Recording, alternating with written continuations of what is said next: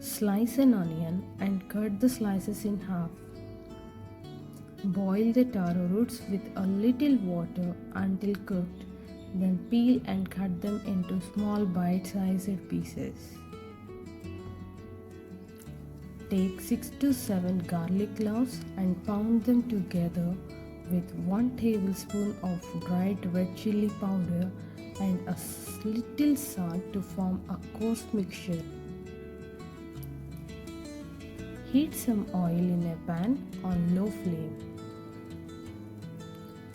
and add mustard seeds and let them crackle.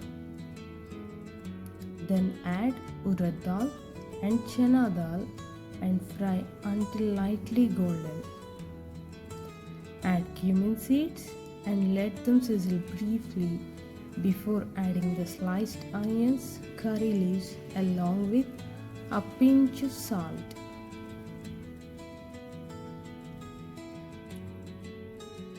Cook until the onions turn soft and lose their raw smell.